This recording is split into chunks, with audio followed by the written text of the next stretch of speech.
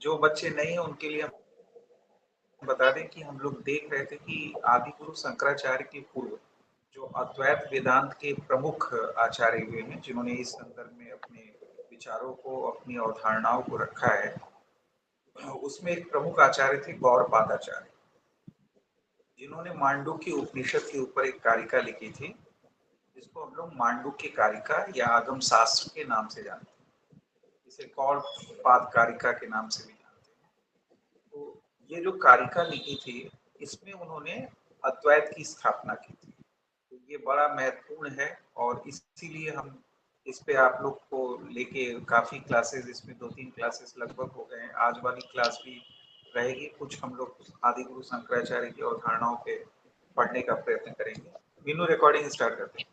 निपुण कर दें रिकॉर्डिंग स्टार्ट, जो लोग भी कर रहे हैं। ठीक है।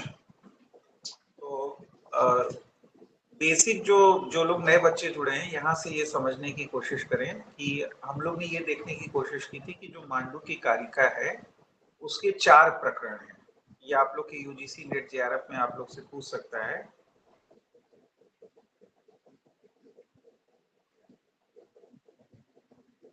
कोई प्रश्न कर रहा है कि स्क्रीन शेयर नहीं करते। अभी आप लेक्चर्स की तरह इसको लीजिए, लेक्चर्स को सुनिए, ठीक है। जितने लोग भी हैं काफी मेच्योर लोग हैं, तो बहुत स्क्रीन वगैरह शेयर करने या बोर्ड पे लिखने जैसी जरूरत नहीं है। लेक्चर्स को फ्लो में दिया जाएगा, आप उसकी अवधारणाओं को समझने की कोशिश करेंगे। जब स्क्रीन शेयर करने की आवश्यकता प्रतीत होगी तो स्क्रीन शेयर किया जाएगा, ठीक है। इसलिए निश्चिंत भाव से पढ़िए और ध्यान पूर्वक सुनने की कोशिश करिए जो कहा जा रहा है, ठीक है। एज ए लेक्चर सारी चीजें रहेंगी और ये सारी चीजें अपलोड भी हो रही हैं हमारे चैनल पे। तो जो लोग एक बार में नहीं समझ पा रहे हैं, उनको महसूस हो रहा है कि हमें फर्दर रिवीजन की आवश्यकता होती है, तो वो जाके चैनल पे सुन भी सकते हैं इन सारी चीजों को। तो अभी जस्ट हम जैसे जो कहने ही वाले थे कि मांडुक्य कारिका के 4 प्रकरण हैं। ये आप लोग की यूजीसी नेट जेआरएफ में पूछ भी सकता है और अवधारणाओं के रूप में आपको समझने के लिए आवश्यक भी है। इसको आप ध्यान में रखें कि ये 4 प्रकरण जो हैं, वो है आगम, वैतथ्य, अद्वैत और अलाद शांति प्रकरण। इसकी चर्चा हम लोग कर चुके थे, लेकिन नए बच्चे हैं इसलिए थोड़ा सा आधार के रूप में बताया जा रहा है। जो प्रथम प्रकरण है इसका, आगम वाला प्रकरण, इसमें परम तत्व को ओंकार तुरीय कहा गया है।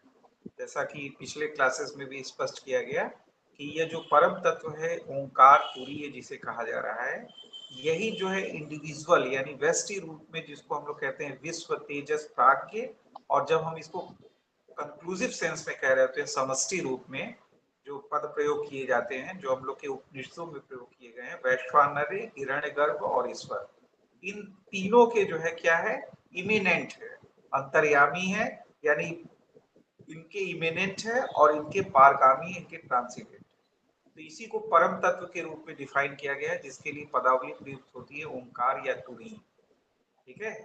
ये अवधारणा कहाँ बताई गई है? मांडुक्य कारिका के 4 प्रकरण के प्रथम प्रकरण आगम में बताई गई। इसको केवल इस रूप में ध्यान दीजिएगा, क्योंकि आपकी यूजीसी नेट जेआरएफ में क्या कर सकता है कि एक तरफ जो है 4 प्रकरणों को दे देगा और इधर अवधारणाएं दे देगा और आपसे मैच कराने के लिए, ठीक है। तो आपको ये पता होना चाहिए कि आगम प्रकरण में क्या चीज बताई गई है, क्या मूल अवधारणा की व्याख्या की गई है।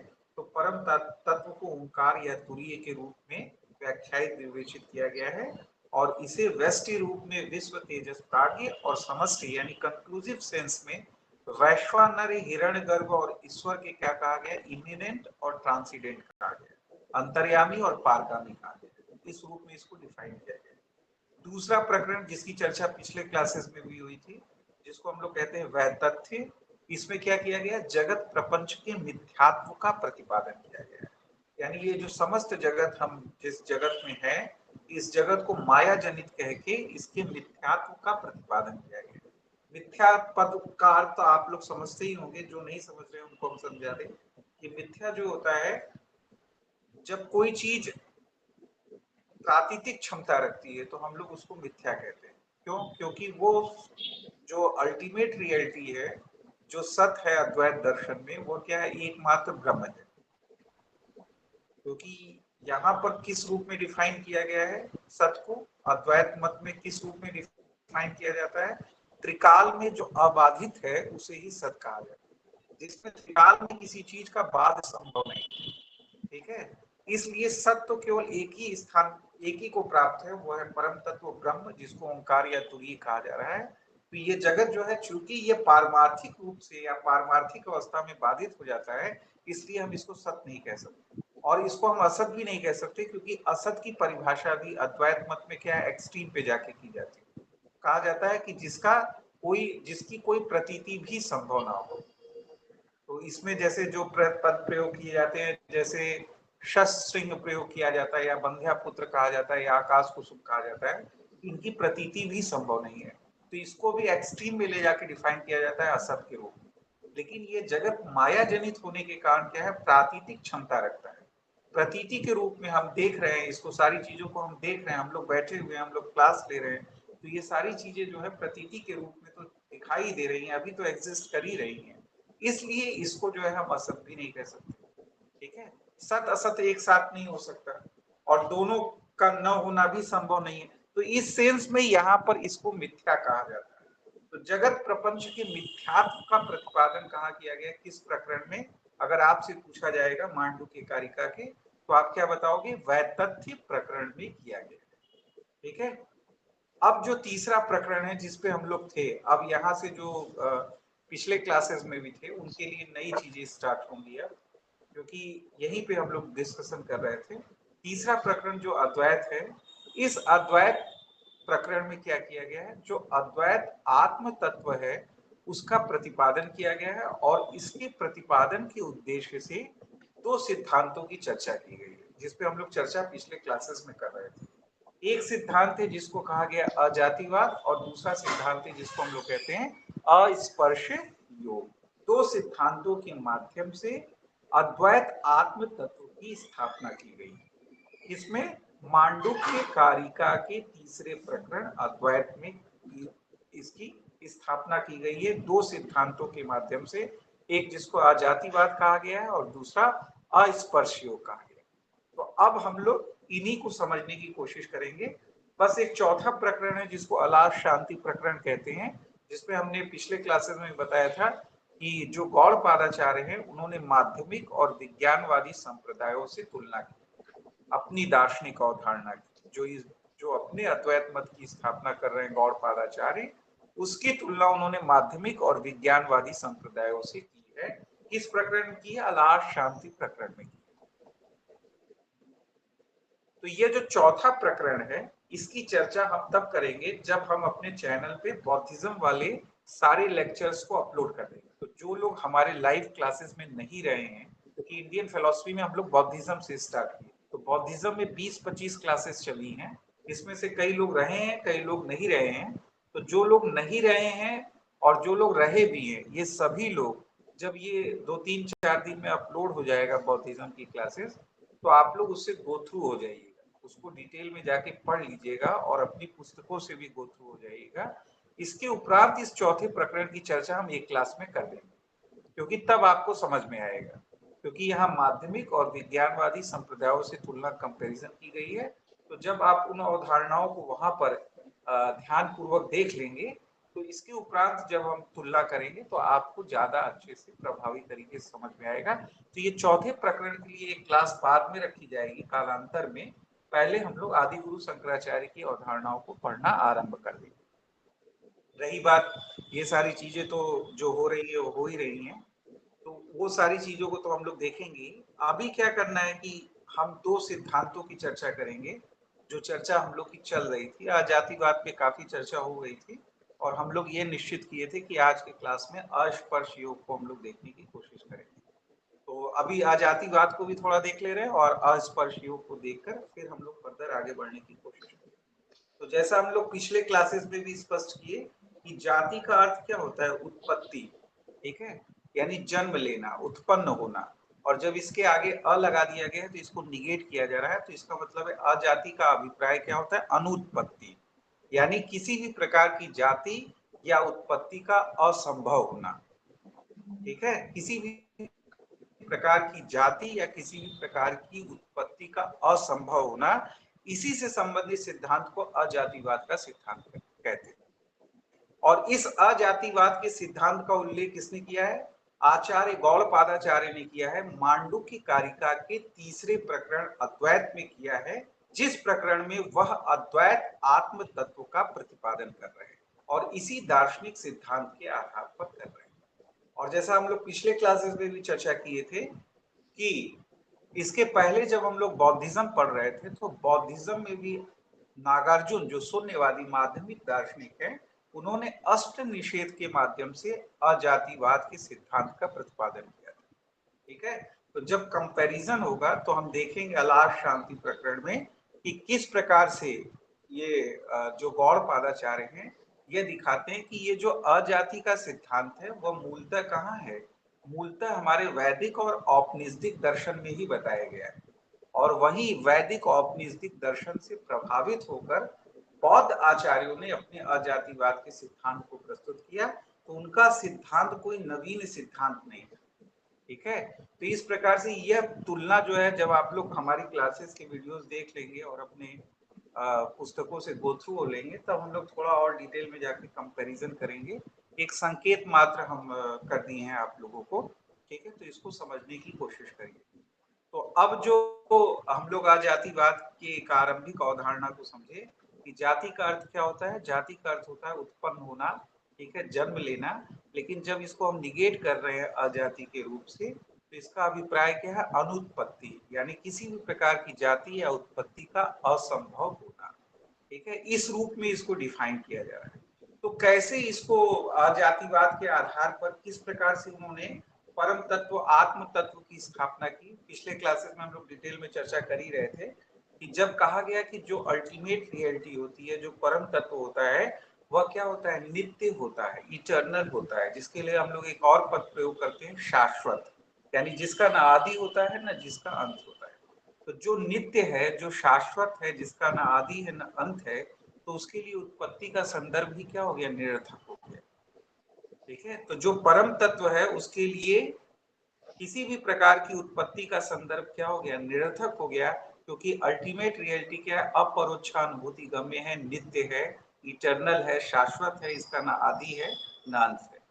और जैसा हम लोग आगम वाले प्रकरण में देख रहे थे कि जहां परम तत्व को ओंकार तुरी कहा गया है और कहा गया है कि वैष्टि रूप में यह विश्व तेजस प्राज्ञ और कंक्लूसिव सेंस में ये वैश्वानर हिरण्य गर्भ और ईश्वर के अंतर्यामी और पारगामी है। इसी रूप में यहाँ पर यह बताया गया है कि यह जो परम तत्व नित्य है, जिसके लिए किसी भी प्रकार की उत्पत्ति का संदर्भ निरर्थक है, यह क्या है? जो हमारी चेतना की अभिव्यक्ति के तीन स्तर होते हैं, जिसको हम लोग जागृता अवस्था, स्वप्न अवस्था और सुसुप्ति अवस्था कहते हैं। इन तीनों अवस्थाओं की क्या है? इमिनेंट है, अंतर्यामी, इमिनेंट है, यानी इन तीनों के क्या है? अंतर्यामी है, और इन तीनों के पारगामी है, यानी ट्रांसीडेंट है। और इसीलिए इसको, इस परम तत्व के लिए जिस पदावली का प्रयोग किया गया है उसको हम लोग तुरीय कहते हैं। ठीक है, तो ये स्पष्टीकरण हो गया आपके लिए कि अजातिवाद का अभिप्राय परम तत्व के लिए क्या है। स्पष्ट रूप से अजातिवाद परम तत्व के संदर्भ में सिद्ध हो रहा है, क्योंकि परम तत्व का स्वरूप क्या है? नित्य है, शाश्वत है, इसका न आदि है न अंत है। और यही परम तत्व क्या है? जागृत, स्वप्न और सुसुप्ति अवस्था के अंतर्यामी और उसके पारगामी है, जिसको हम लोग तुरीय कहते हैं।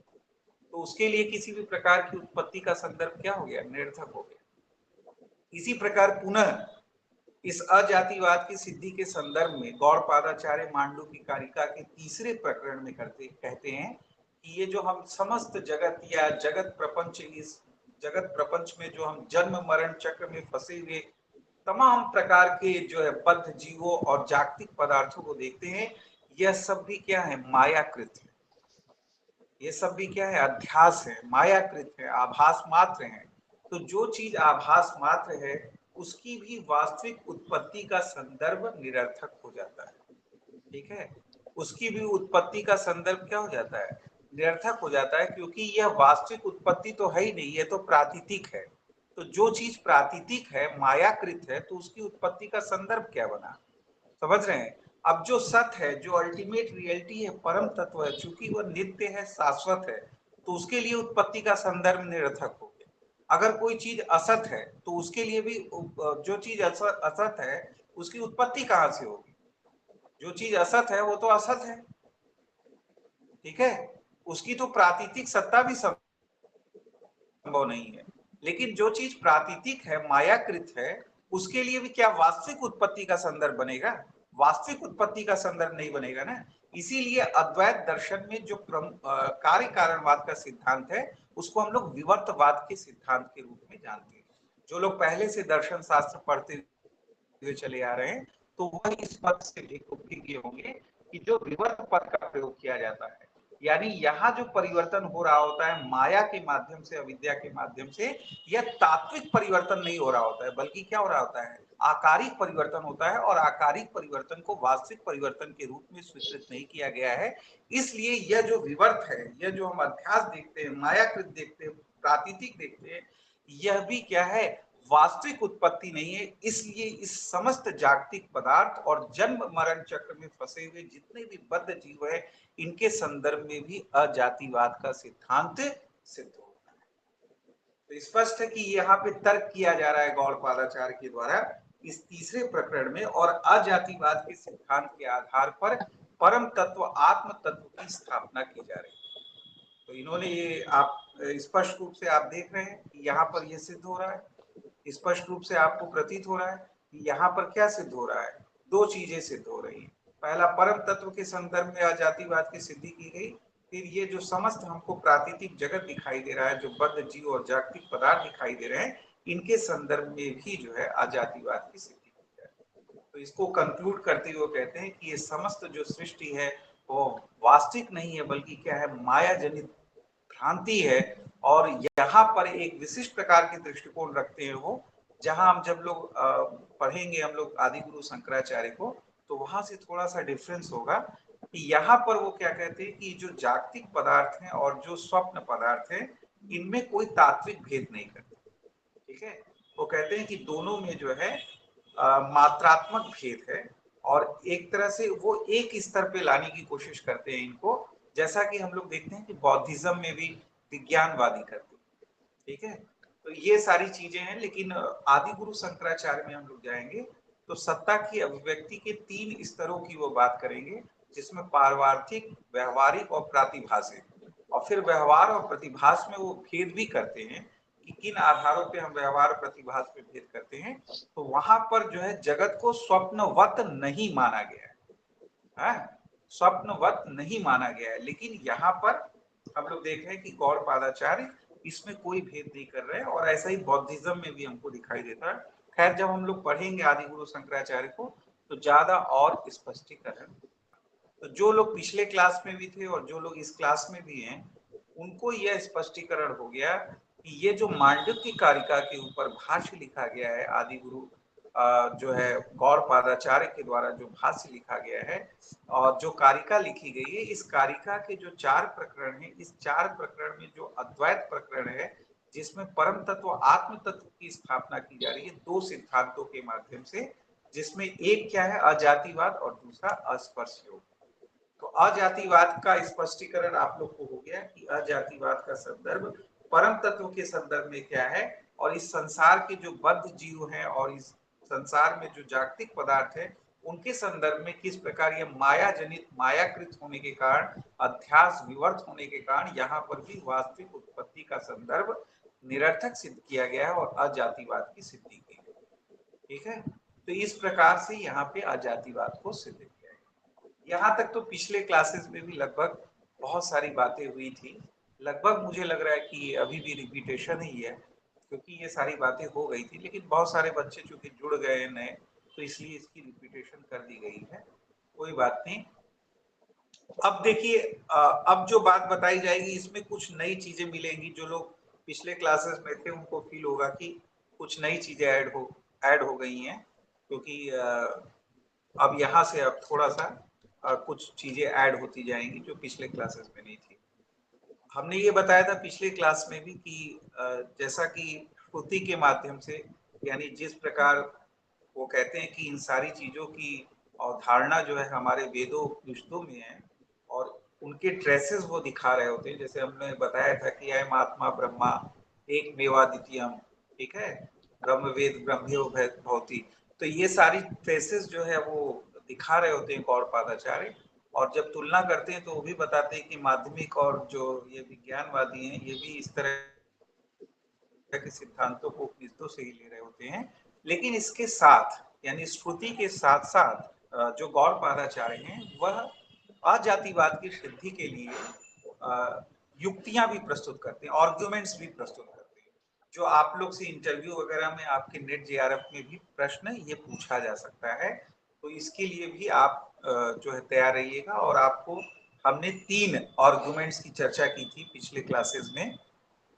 एक आर्गुमेंट की चर्चा की थी जिसको हम लोग कहे थे अशक्ति, ठीक है। एक आर्गुमेंट को हम लोग ने कहा था अपरिज्ञान, और एक आर्गुमेंट को हम लोग कहा था क्रमकोप। हो सकता है पिछले क्लास में क्रमकोश कहा गया हो, अगर त्रुटि होगी तो सुधार लीजिएगा, ऐसा हमें प्रतीत हो रहा है। क्रमकोश नहीं होके वो क्रमकोप है, ठीक है। तो याद रखिएगा कि यह 3 जो है आपके आर्गुमेंट्स दिए गए हैं, किस संदर्भ में आर्गुमेंट दिए गए, किसके द्वारा दिए गए, क्यों दिए गए, ठीक है। इसको समझिए, किसके द्वारा दिए गए, गौड़पादाचार्य के द्वारा दिए गए।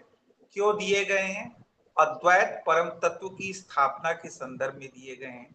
कहाँ दिए गए हैं, मांडू की कारिका के 3रे प्रकरण अद्वैत में दिए गए हैं, ठीक है। इसका स्पष्टीकरण होना चाहिए। और कौन से सिद्धांत के संदर्भ में दिए गए हैं, अजातिवाद की सिद्धि के लिए दिए गए हैं।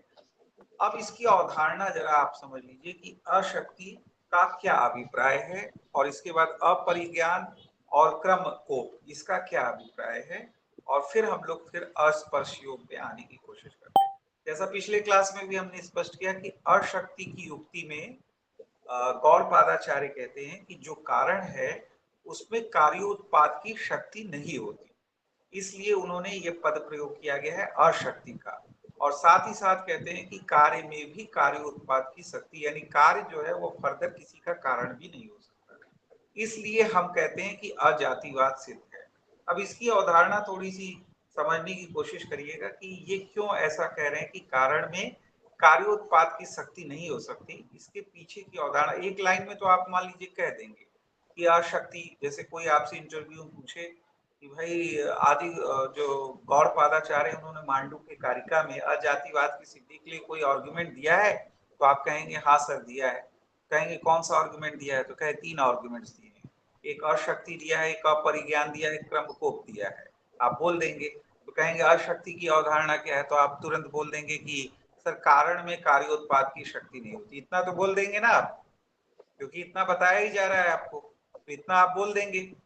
लेकिन फिर फर्दर मान लीजिए आपसे ये प्रश्न कर दे कि कारण में कार्योत्पाद की शक्ति नहीं हो सकती, इसके पीछे की अवधारणा क्या है, इसके पीछे का क्या कॉन्सेप्ट है, क्यों ऐसा कह रहे हैं गौड़पादाचार्य, तो फिर आपको समझने की आवश्यकता होगी कि ऐसा क्यों कहा जा रहा है। तो इसकी अवधारणा हम स्पष्ट कर दे रहे हैं।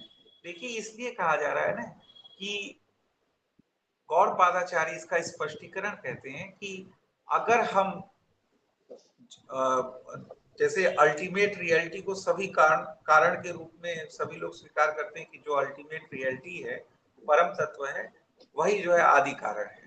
तो अगर आदि कारण परम तत्व है, अगर हम इस समस्त जगत को उसी से उत्पन्न मान लें, तो इसका क्या अभिप्राय होगा, इसका अभिप्राय क्या होगा, ये समस्त जगत जो कार्य के रूप में है वह क्या होगा, परम तत्व यानी ब्रह्म का परिणाम हो जाएगा, होगा कि नहीं होगा। अगर हम इसकी वास्तविक उत्पत्ति मान लें, मतलब जाति को मानने लगे, अजातिवाद को न मान के इसकी विपरीत माने, यानी वास्तविक उत्पत्ति, जगत की वास्तविक उत्पत्ति माने, तो इसका मतलब हमें क्या मानना पड़ेगा कि जगत का जो कारण है परम तत्व ब्रह्म है, इसी का परिणाम है कार्य, इसी का परिणाम है ये जगत सृष्टि। तो जब हम इसको परिणाम मानने लगेंगे तो कारण क्या हो जाएगा, कारण का जो जिसको कहते हैं अविकारी स्वरूप है, जो जिसमें कहते हैं किसी भी प्रकार का विकार संभव नहीं है, वो क्या हो जाएगा, विकारी हो जाएगा, ठीक है। तो इसीलिए वो कहते हैं कि अगर हम वास्तविक उत्पत्ति मानने लगेंगे और इस जगत को हम परिणाम मानने लगेंगे और कारण में हम कार्य उत्पन्न करने की शक्ति स्वीकार करने लगेंगे, तो ऐसा स्वीकार करने से क्या होगा, सत को हमें परिणामी मानना पड़ेगा, सत को हमको क्या मानना पड़ेगा, विकारी मानना पड़ेगा, अनित्य मानना पड़ेगा। लेकिन जो परम तत्व है वह क्या है, उसका स्वरूप क्या है, अपरिणामी स्वरूप है, वह अविकारी स्वरूप है, उसका स्वरूप क्या है, नित्य है, शाश्वत है, इटर्नल है, उसका अनादि न अंत है, वह तुरीय है, जागृत स्वप्न और सुसुप्ति अवस्था के पारगामी अंतर्यामी है।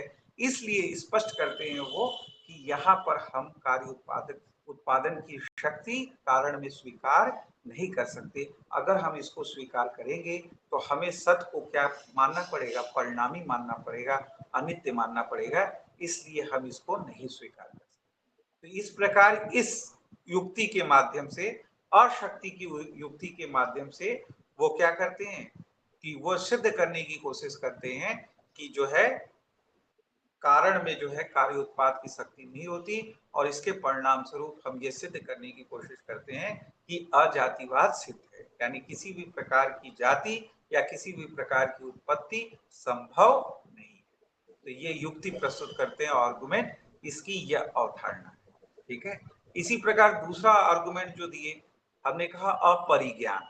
तो अपरिज्ञान, जैसे आपसे कोई पूछे कि अपरिज्ञान क्या है, तो आप कहेंगे गौड़पादाचार्य ने युक्ति दी है। किसके संदर्भ में दी है, अजातिवाद को सिद्ध करने के लिए दी है। कहाँ दी है ये सब भी पता है आपको। फिर अपरिज्ञान को आपको स्पष्ट करने के लिए कहेगा तो आप एक लाइन में इसकी अवधारणा स्पष्ट कर देंगे कि कार्य का ज्ञान त्रिकाल में संभव नहीं है। इसी को हम लोग कहते हैं अपरिज्ञान। अपरिज्ञान की अवधारणा क्या स्पष्ट की, ध्यान पूर्वक सुनिएगा। कार्य की अवधारणा को स्पष्ट, अपरिज्ञान की अवधारणा को स्पष्ट करते हुए गौड़पादाचार्य कहते हैं कि अपरिज्ञान क्या है कि कार्य, जिसको हम लोग कार्य मान रहे हैं, कि जो कार्य की वास्तविक उत्पत्ति मान रहे हैं और जाति को सिद्ध करने की कोशिश करते हैं, यह जो कार्य उत्पन्न होता है उसका ज्ञान त्रिकाल में ही संभव नहीं है। ठीक है, यहाँ आप बता दिए, तो किसी भी इंटरव्यू में है तो आपका जो है प्रभाव हो गया, हाँ इसको पता तो है अपरिज्ञान का अभिप्राय क्या होता है, कि कार्य का ज्ञान त्रिकाल में संभव नहीं है। लेकिन कोई आपसे प्रोफेसर या जो इंटरव्यूअर बैठा है फर्दर भी तो पूछ सकता है कि भाई इसका क्या अभिप्राय बताइए। जैसे हमने कहा कारण में कार्य उत्पाद की शक्ति नहीं हो सकती, और शक्ति तो कोई फर्दर पूछ सकता है ना आपसे कि भाई कारण में कार्य उत्पाद की शक्ति क्यों नहीं मानते हो, क्यों ये अशक्ति की अवधारणा प्रस्तुत करते हैं अजातिवाद को सिद्ध करने के लिए। तो आप इसकी अवधारणा क्या बताएंगे कि अगर हम मानेंगे तो हमें सत्य को क्या मानना पड़ेगा, नित्य मानना पड़ेगा, परिणामी विकारी मानना पड़ेगा, इसलिए हम कारण में कार्य उत्पाद की शक्ति को नहीं स्वीकार कर सकते। इसी प्रकार आपसे अगर कोई पूछे अपरिज्ञान यानी कार्य का ज्ञान त्रिकाल में संभव नहीं, इसके पीछे की अवधारणा क्या है, तो आप क्या स्पष्ट करेंगे, जो अब हम बताएंगे उसको स्पष्ट करेंगे आप उनके समक्ष कि इसकी अवधारणा क्या है, कि ये माना जाता है कि कार्य उत्पत्ति के पूर्व नहीं था, और कार्य जब नष्ट हो जाता है तो उसके बाद नहीं रहता। तो यहाँ ये तर्क प्रस्तुत करते हैं आपके गौड़पादाचार्य कि जिसका ज्ञान न तो पूर्व में होता है उत्पत्ति के और न ही विनष्ट हो जाने के उपरांत रह जाता है, तो हम फिर इसके ज्ञान को वर्तमान में भी कैसे स्वीकार करें। तो इसीलिए वो कहते हैं कि अपरिज्ञान यानी जिसका आरंभ में भी ज्ञान नहीं है और जिसका विनष्ट हो जाने के बाद भी ज्ञान शेष नहीं रह जाता, तो उसका वर्तमान में ज्ञान कैसे वास्तविक स्वीकार कर लें। इसलिए यहाँ पर ये तर्क प्रस्तुत करते हैं अपरिज्ञान का, और इस अपरिज्ञान के तर्क के माध्यम से, युक्ति आर्गुमेंट के माध्यम से वह अजाति को सिद्ध करने की कोशिश करते हैं, अनुत्पत्ति को यानी किसी भी प्रकार की उत्पत्ति से संभव नहीं है, इसको सिद्ध करने का प्रयास करते हैं। ठीक है, इतना स्पष्टीकरण हो गया। अब जो तीसरा है इनका आर्गुमेंट, तीसरा आर्गुमेंट क्या है जिसको हम लोग क्रमकोप कहे, तो उन्होंने कहा कि हम कभी भी अगर तार्किक दृष्टिकोण से देखें, गौड़पादाचार्य कहते हैं कि हम कभी भी तार्किक दृष्टिकोण से देखें तो हम यह निश्चित करने में सक्षम नहीं स्वयं को पाते हैं कि कारण और कार्य में कौन पहले है, कैसे इसका क्रम निर्धारित करें, इसके पीछे की क्या तार्किक अवधारणा हो सकती है, हम कभी भी इसको निश्चित करने में अपने आप को सक्षम नहीं पाते हैं। इसी कारण वो कहते हैं कि यह भी इस बात की ओर संकेत करता है कि किसी भी प्रकार की वास्तविक उत्पत्ति, किसी भी प्रकार की जाति संभव नहीं है, और इसके लिए जो पद प्रयोग किया गया उसको कहा गया क्रमकोप। ठीक है, तो इसके लिए एक श्लोक दिया हुआ है, वो श्लोक जरूरत नहीं है आपको याद करने के लिए, यह 3 पद आपको जरूर ध्यान होने चाहिए। तो जो लोग भी यहाँ क्लासेस कर रहे हैं इंडियन फिलोसफी की या किसी भी वेस्टर्न फिलोसफी या कहीं पे भी कोई भी पद चल रहा है, जैसे कल ओपन सेशन था, कई लोग होंगे फिलोसफी इस वर्चुअल वाले क्लासेस में, तो वहां एक पद प्रयोग हो रहा था आत्म प्रवंचना, बैड फेथ, पद प्रयोग हो रहा था ना, आत्म प्रवंचना, बैड फेथ। तो देखिए दर्शन क्या है, दर्शन शब्दों यानी जो पदों के माध्यम से अभिव्यक्त होता है, और हर एक पद की अपनी एक विशिष्ट अवधारणा होती है। जैसे जीन पॉल सार्त्र अगर आत्म प्रवंचना, बैड फेथ का प्रयोग कर रहे हैं, स्वयं को ठगना, स्वयं को झूठ बोलना, ऐसे पदों का प्रयोग कर रहे हैं, तो इस पद के पीछे कोई अवधारणा होगी। तो आप लोग अगर कोशिश करेंगे कि आप दर्शन शास्त्र में लिखे गए, कहे गए प्रत्येक पद के अर्थ को और उसकी अवधारणा को समझने, विश्लेषण करने, विश्लेषित करने और संप्रेषित करने, इसकी क्षमता अगर विकसित कर लिए, तो आप दर्शन शास्त्र को समझ लेंगे, इस विषय के साथ न्याय कर पाएंगे, इस विषय से संबंधित किसी भी प्रकार की जो एग्जाम्स होंगे उनको आसानी से आप क्वालिफाई कर पाएंगे। ठीक है, ये बड़ा महत्वपूर्ण है। तो आप लोग इसको समझिएगा कि आप लोग जिन जिन पदों का प्रयोग कर रहे हैं, इन इन पदों के लिए एक बुकलेट बना लीजिए। जैसे अद्वैत दर्शन चल रहा है, ठीक है, यहाँ जितने भी क्लास में लोग बैठे हैं उनको हम कह रहे हैं, निर्देशित कर रहे हैं, ये डायरेक्शन दे रहे हैं कि जब तक ये अद्वैत मत चल रहा है, तो अद्वैत मत के लिए एक शब्द कोश करके एक अलग से कॉपी बना लीजिए, और इसमें जितने विशिष्ट पदों का प्रयोग किया जा रहा है, इन वशिष्ठ पदों का अर्थ और उनकी दार्शनिक अवधारणा को साथ साथ लिखते जाइए। अगर ये आदत पड़ गई आपकी, आदत, ये हैबिट पड़ गई आपकी, तो निश्चित रूप से आप देखेंगे कि आपके व्यक्तित्व में एक ड्रामेटिक चेंज होगा, और दर्शन शास्त्र को लेकर जो आपकी अभिव्यक्ति है, जो आपको संप्रेषित करने की क्षमता है, विश्लेषण विवेचन करने की क्षमता है, उसमें भी आश्चर्यजनक रूप से एक सुधार दिखाई देगा और प्रभाव दिखाई देगा।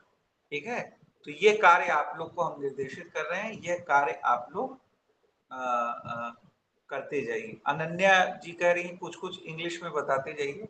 तो देखिए, एक तो ये आपका जो है ये भारतीय दर्शन है, तो भारतीय दर्शन में इंग्लिश वालों को भी हम कहते हैं कि हिंदी वाला पढ़ लीजिए। खैर, कोशिश हम करते हैं, और जो लोग इंग्लिश माध्यम में, मेरे समझ से कल फिलोसफी वर्चू वाले में बहुत सारे स्टूडेंट्स थे जो अंग्रेजी माध्यम के थे, तो उनके लिए हम थोड़ा थोड़ा कुछ अंग्रेजी की पुस्तकें भी ले ले रहे हैं। और उनके लिए जैसे अशक्ति लिखा है ना, तो अशक्ति वो अशक्ति के रूप में ही लिखा होगा वहां पे भी, अंग्रेजी की पुस्तक में भी। अपरिज्ञान, उसको अपरिज्ञान ही लिखा होगा। क्रम कोप, तो क्रम कोप ही लिखा होगा। ठीक है, तो इसमें सर बहुत परेशान। हाँ, जी सर, मुझे समझ आ रही है आप जो बता रहे हैं, लेकिन जो डिस्क्रिप्शन आप दे रहे हैं थोड़ा थोड़ा इंग्लिश भी बता दीजिए, हाँ, क्योंकि तो मेरा हम बैकग्राउंड। डिस्क्रिप्शन, जैसे हमने बताया ना कि पारगामी या अंतर्यामी, तो हम कह रहे हैं ना इमिनेंट या ट्रांसीडेंट। ठीक है, तो जो बताया जा रहा है, जितनी आवश्यक है उतनी चीजें बताई जा रही हैं। आप एक बार क्या करिएगा कि जब ये वीडियो अपलोड होगा ना, तो इसको ध्यान पूर्वक सुनिएगा, ध्यान पूर्वक अपनी अंग्रेजी की पुस्तक को रखकर, उस टॉपिक को रखकर सुनिएगा। हम कोशिश करते हैं कि थोड़े थोड़े और अंग्रेजी के पदों का प्रयोग करने की कोशिश करते हैं। तो अभी हम देख रहे हैं कि अंग्रेजी के छात्र भी काफी संख्या में आ रहे हैं धीरे धीरे, तो हमारी भी कोशिश होगी कि हम अंग्रेजी के पदों का प्रयोग करें, और धीरे धीरे हो जाएगा, तो आप लोग परेशान मत होइए। अभी जस्ट जैसे जो क्लासेस चल रही थी उसमें ज्यादातर हिंदी भाषी लोग थे, तो इसलिए उस फ्लो में चल रहा था।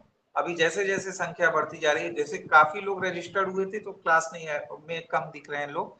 मीनू जरा आप, हम कुछ नंबर्स आपको देंगे, ठीक है, जो लोग कल ऐड करने के लिए हमको रिक्वेस्ट किए थे, तो आप पर्सनली उनसे बात करके पूछ लीजिएगा कि ऐड होने के बाद क्या कारण हुआ कि वो उपस्थित नहीं हो पाए। ठीक है, अगर उनको क्लासेस नहीं करना है तो ऐड रहने की कोई आवश्यकता नहीं है। ऐड होने का मतलब है कि टाइम से वो आके क्लासेस करें, क्योंकि यहाँ काफी मेहनत से सारी चीजें पढ़ाई जा रही हैं। अपलोड तो हो जाएगा, लेकिन लाइव क्लासेस में रहना एक अलग संदर्भ होता है। ठीक है, तो हम सर, उनका आप नंबर जिस बुक आपको से दे पढ़ा देंगे। रहे हैं उसका पीडीएफ दे सकते हैं? हाँ, सर, आप जिस बुक से पढ़ा रहे हैं उसका पीडीएफ हम को सेंड कर सकते हैं? देखिए इसका कोई पीडीएफ नहीं है, क्योंकि हम सारी चीजों को ना पुस्तकों के माध्यम से ही मुख्य रूप से पढ़े। आपको ये पुस्तकों में मिलेगा, CD शर्मा में और कुछ पुस्तकों को हमने पढ़ा हुआ है। तो एक तरह से ये अवधारणाएँ हमारे अंदर है, इसीलिए तो इतने फ्लो में बोल पा रहे हैं। कोई चीज़ इतने फ्लो में कैसे निकल रही है हमसे? क्योंकि ये दार्शनिक अवधारणा के रूप में हमारे अंदर है, तो उसी को हम संप्रेषित कर रहे हैं आप तक। और एक फ्लो में इसलिए तेज़ी से हम लोग चलते हैं ना कि एक तो तारतम्यता बनी रहे और दूसरा हमको सिलेबस भी देखना है बहुत सारा, ठीक है? अगर हम यूनिवर्सिटी स्टाइल में पढ़ाना शुरू करेंगे और धीरे धीरे कथा कहानी कहेंगे तो इतना सिलेबस नहीं हो पाएगा, क्योंकि यूनिवर्सिटी में जो आपके एमए या कहीं का छोटा सिलेबस होता है। जैसे एमए में अभी हम पढ़ा रहे थे तो केवल एक सिलेबस था, अस्तित्ववादी दार्शनिक, फेनोमेनोलॉजी। तो ये फेनोमेनोलॉजी को कितने दिन पढ़ाएंगे आप? लेकिन फेनोमेनोलॉजी के लिए 3-4 महीना दिया हुआ है, तो हमारा तो 15-20 दिन में ही खत्म हो गया फेनोमेनोलॉजी। तो वहां एक अलग स्ट्रेटजी होती है, यहाँ पर आपको भी अपने माइंडसेट को चेंज करना होगा। हाँ, जैसे कहते हैं ना कि ये एक अलग मंच है, ये एक अलग वो है। यहाँ जो प्रतियोगिता का स्तर यहाँ पर पढ़ाने पढ़ने का जो वो है, वो एक अलग स्तर पे जाएगा, जिसमें काफी कुछ चीजें फ्लो में रहेंगी। आपको अपने अवधान अटेंशन को बढ़ाना है, कंसंट्रेशन को बढ़ा के, और साथ साथ मेहनत करनी है। जैसे क्लास में आने से पहले आप थोड़ा सा पढ़ सकते हैं अद्वैत दर्शन, क्योंकि चल ही रहा है। क्लास करने के बाद आप पढ़ सकते हैं, आप वीडियोस को दोबारा सुन सकते हैं। तो ये सब आप लोग को प्रक्रिया करनी पड़ेगी, क्योंकि अब आप कोई सोचे कि बहुत धीरे धीरे हम कहेंगे कि अशक्ति, फिर रुक जाए, फिर हम धीरे से पढ़ाएं, फिर कहें अपरिज्ञान, तो फिर 1 घंटे में कुछ नहीं होगा। आप देखेंगे बहुत सारी चीजें हम लोग को बहुत तेजी से कवर करनी है।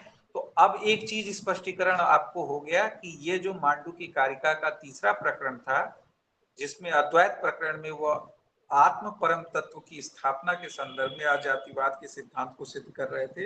एक तो श्रुतियों के माध्यम से वो सिद्ध किए, और दूसरा कुछ आर्गुमेंट्स भी दिए, जिन 3 आर्गुमेंट्स की हम लोग चर्चा की है, अशक्ति, अपरिज्ञान और क्रम को।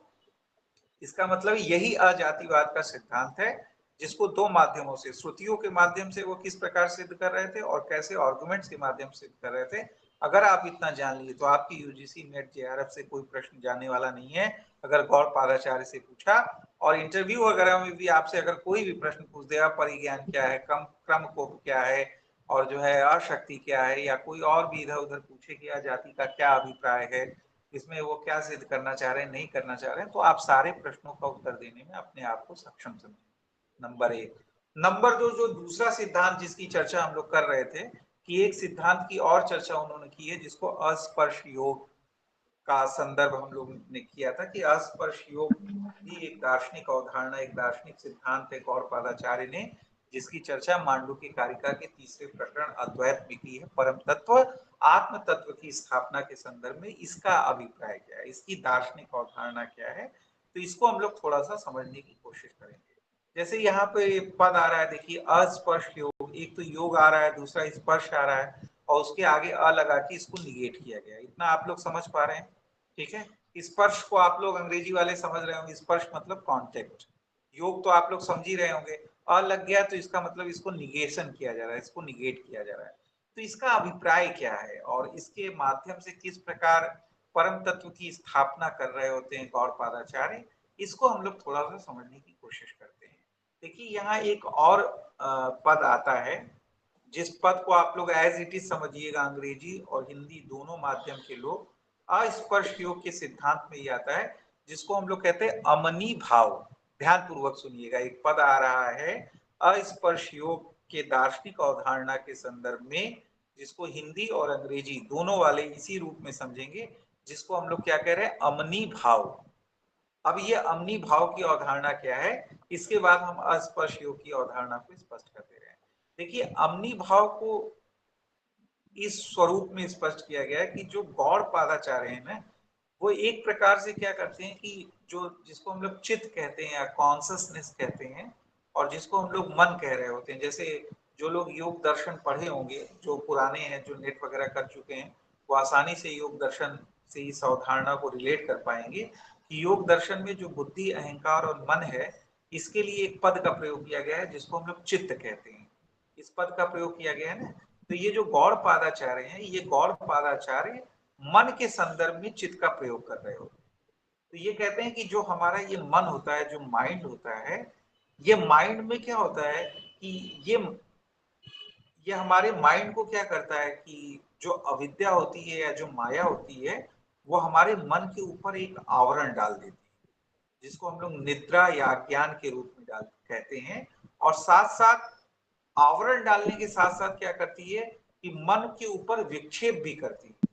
यानी एक प्रकार से अंग्रेजी माध्यम वाले, आवरण का मतलब होता है किसी चीज को जो है जिसको क्या कहेंगे अंग्रेजी में, जो भी अंग्रेजी निपुण क्या कहेंगे इसको, आवरण मतलब कवर क्या? हाँ, कवर कवर करना। कर दें। हाँ, जैसे सामान्य अंग्रेजी की भाषा में इसको कहेंगे कि आवरण कर देना, मतलब किसी चीज को कवर कर देना। और फिर दूसरा पद प्रयोग करते हैं कि मन का एक तो आवरण हो जाता है यानी कवर हो जाता है अविद्या के माध्यम से, और दूसरा मन के ऊपर क्या हो जाता है, विक्षेप हो जाता है। विक्षेप मतलब होता है इम्पोज हो जाता है, कोई चीज का इम्पोज कर दिया जाता है।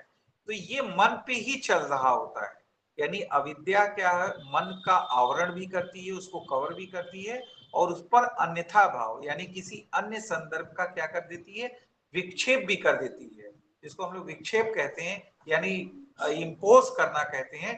तो ये आवरण और विक्षेप, यह दोनों परिघटना कहाँ घटित हो रही होती है, मन में घटित हो रही होती है। तो कहते हैं कि जब इस आवरण और विक्षेप, इन दोनों का हम अस्पर्श योग के माध्यम से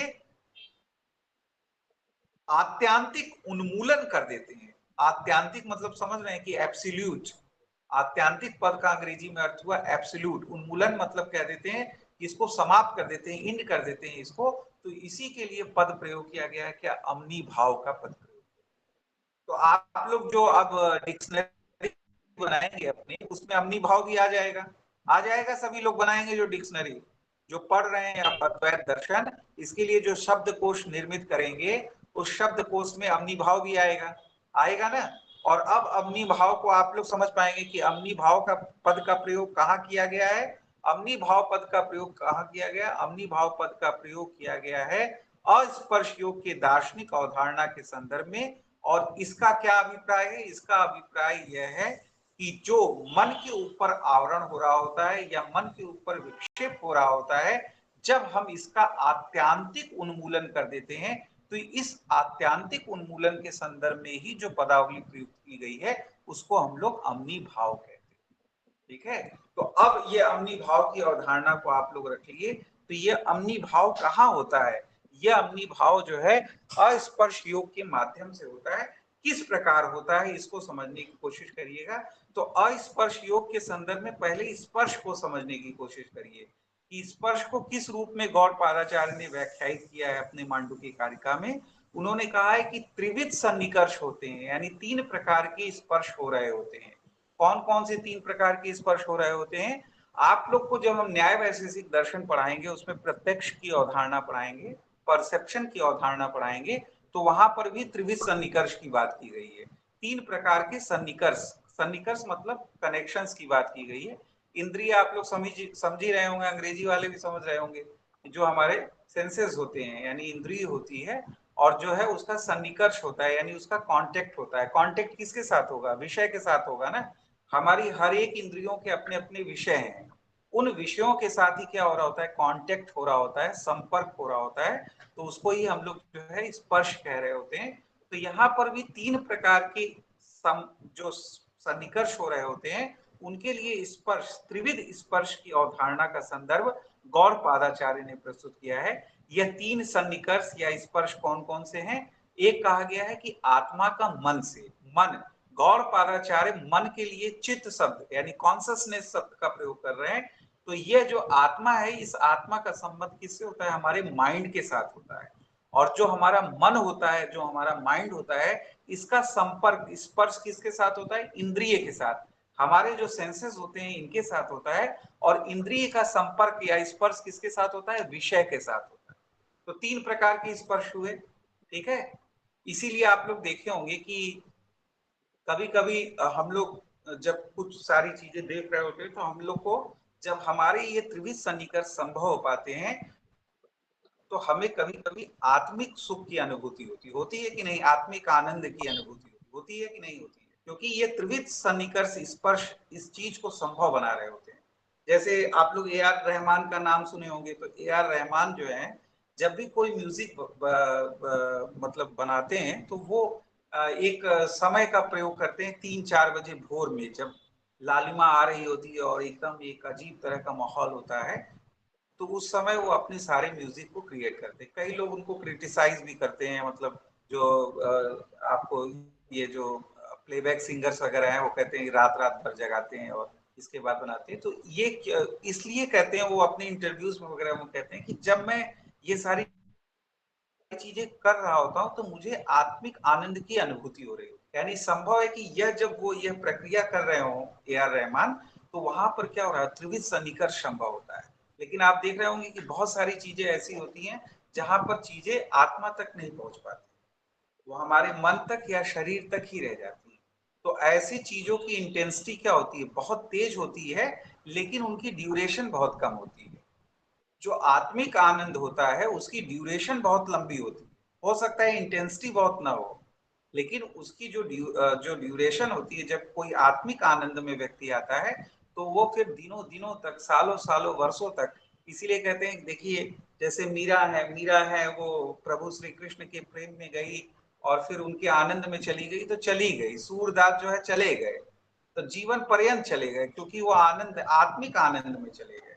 वो किसी प्रकार के शारीरिक या मानसिक आनंद के स्तर पे नहीं थे, सुख के स्तर पे नहीं थे, तो इसलिए वह एक तरह से कहेंगे कि तुरीय अवस्था में चले गए, जो परम तत्व के भक्ति मार्ग के माध्यम से परम तत्व की अनुभूति करने लगे। तो अब ये स्पर्श का आपको स्पष्टीकरण हो गया होगा कि स्पर्श का मतलब ये जो त्रिविध स्पर्श की बात यहाँ की जा रही है, आत्मा का मन से, मन का इंद्रिय से, और इंद्रिय का क्या है, विषय से या पदार्थ से जो संपर्क हो रहा होता है, और इसी संपर्क के माध्यम से हमें समस्त लौकिक ज्ञान और समस्त जो लौकिक सुख दुख हो रहे होते हैं उनका अनुभव को हो रहा होता है।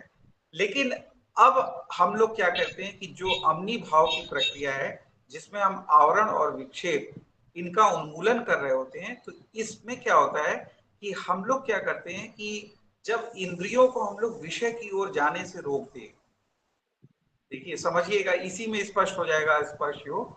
यानी इंद्रियां इंद्रियां क्या होती हैं, विषय उन्मुख होती हैं, विषय की ओर उन्मुख होती है ना, हमेशा विषय चाहिए, तो उनको विषय चाहिए, तो उनका स्वभाव होता है। जैसे कई लोग मीठा बहुत पसंद करते हैं, तो दिन भर उनको जो है क्रेविंग होती रहती है कि वो मीठा खा ले, जिह्वा उनकी क्या तलाशती रहती है, हमेशा मीठा तलाशती रहती है। तो इस प्रकार वो इंद्रिय जो है वो विषय को ढूंढता रहता है, हमेशा विषय को ढूंढता रहता है। तो वो क्या कर रहा होता है कि जब हम लोग क्या करें कि अपने प्रयास से, योग के माध्यम से, अपनी दृढ़ता के माध्यम से, व्यक्तित्व की दृढ़ता के माध्यम से, जैसे हम पर्सनल अपना बताएं कि हमारा पहले बहुत जो है खाने पीने में बहुत ऊपर नीचे था, हमारा जो है बहुत ज्यादा हम खाते पीते थे, एक समय हमारा वजन 100 किलो के करीब था, हम जो भी मिलता था वो खा लेते थे। लेकिन फिर बाद में हमें अनुभूति हुई इसकी कि जो है ये सारी चीजें, हमारा जो शरीर है ना वो डस्टबिन नहीं है। जैसे वो कहते हैं ना, आप लोग पढ़ेंगे कंटेम्प्रेरी इंडियन फिलोसफी, उसमें वो रविन्द्रनाथ टैगोर कहते हैं कि शरीर क्या है, ईश्वरीयता का मंदिर है, इसी के माध्यम से हमें परम तत्व को साधना है, अल्टीमेट रियलिटी ये अपने लक्ष्यों को प्राप्त करना है। आप जीवन में अगर बहुत कुछ अचीव करना चाहते हैं, ट्रेवल अचीव करना चाहते हैं और बहुत सारे सुखों, तो आप जब शरीर स्वस्थ होगा तभी तो कर पाएंगे, शरीर ही स्वस्थ नहीं होगा तो फिर क्या कर पाएंगे। इसलिए आप लोग जो है शरीर को कूड़ादान या डस्टबिन मत बनाइए।